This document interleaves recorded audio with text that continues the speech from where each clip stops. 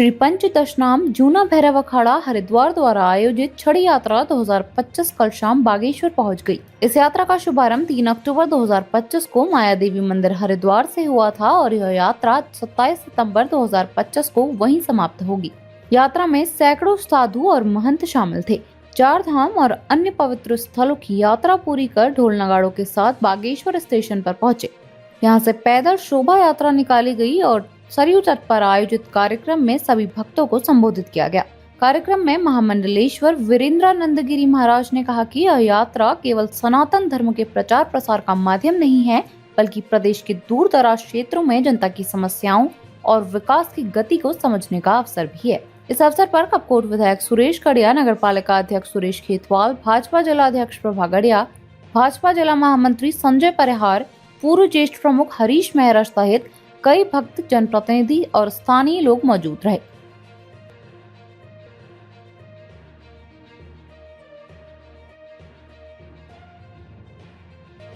ऐसे प्रदेश में हमारा जन्म हुआ है जिसकी भूमि ही देवों की मानी जाती है, तो कुछ ही क्षणों में आप पहुंच रही छड़ी।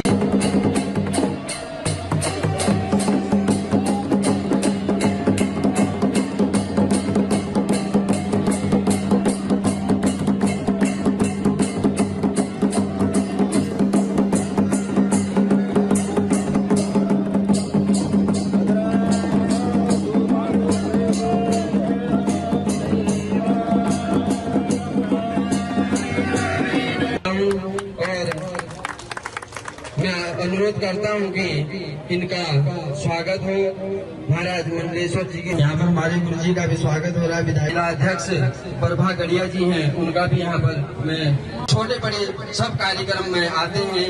एक फोन अभी इनको तो कल सूचना हो भी नहीं पाई। बीच में हरी जी है, हमारे मित्र भी हैं बचपन की, हमारे वाद्य यंत्र के वो थे, वो भी आ जाए। चलेंगे क्या वो लोग होगी। और 8 बजे यहाँ जूना अखाड़े की तरफ से प्रतिवर्ष यह छड़ी निकलती दशहरे के बाद और पूरे उत्तराखंड में 104 स्थानों में चिन्हित की जाती है। और जहाँ जहाँ हमारे मठ मंदिर है अभी वो उजागर नहीं हुए हैं, तो उन स्थानों में जाके भी हम चिन्हित करते हैं। बागनाथ तो हमारा एक अखाड़ा है और इस अखाड़े को तो कई लोग आते रहते हैं, लेकिन यहाँ से अभी हमारा आपको पता होगा ऐसे 12 किलोमीटर पीछे रवाई खाल नंतिन महाराज जी की तपस्थली है, जहाँ कुकड़ा देवी कहते हैं। हम अगले वर्ष इस छड़ी को कुकड़ा देवी में भी पहुंचाएंगे ताकि वहाँ के लोग भी जागृत होंगे। तो इस छड़ी का उद्देश्य यही कि कहाँ पर शिक्षा नहीं है, सड़क नहीं है, स्वास्थ्य नहीं है, तो हमारे अखाड़े के कई लोग अपनी दान दक्षिणा के माध्यम से स्कूल खोलते हैं, नर्सिंग होम खोलते हैं, क्रीड़ा मैदान का बना करके बच्चों को पढ़ाते हैं। गोद ले आप छोटा बच्चा हमारे साथ चल रहा है, किसी माई ने उसको हमको दान कर दिया है, तो अभी से हम उसकी प्रैक्टिस करा रहे हैं, ये भी आपको दिखाई देगा। छड़ी का उद्देश्य यही है कि सभी जगहों में जा करके और लोगों को जन चेतना को जगाना है। ओम नमो नारायण। भारत तो पहले से ही सनातन का वाहक रहा है और पूरे देश दुनिया के साथ सबको आगे बढ़ाने के लिए हमारे ऋषि मुनि, जहाँ वेदों को पुराणों को हम सब लोगों को आगे बढ़ाने के लिए लगातार हिमालय की कंदराओं में तपस्या करते हैं और उनके तप के कारण से हमारा देश और श्रेष्ठ बनता है। और जिसके कारण से आज हमारे बाबा बागनाथ की ये भूमि है और ये तप की भूमि है। बाबा केदार और बाबा बागनाथ का एक ऐसा संयोग है जिसके कारण से भोलेनाथ यहाँ पर विराजमान रहते हैं और पूरे देश दुनिया के लोग यहाँ आते हैं। और आज बहुत धन्य है कि पूरे देश के अलग अलग प्रांतों से हमारे संत यहाँ पहुँचे हैं और हमारे बीच में हमारे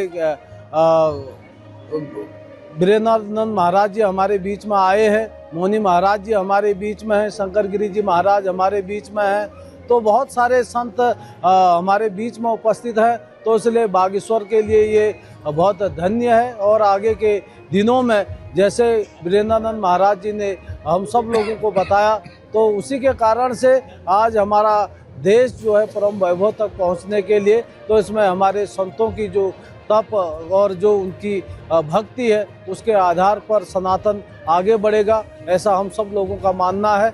और हमारा देश भारत आगे बढ़े, उसके लिए हमारे संत महात्मा जिस तरीके से अपना योग ध्यान कर रहे हैं, तो उसी के तर्ज में हमको भी ये सौभाग्य प्राप्त हुआ है। तो इसलिए मैं सभी संतों को प्रणाम करता हूँ, बाबा बागनाथ जी को प्रणाम करता हूँ। बहुत बहुत धन्यवाद।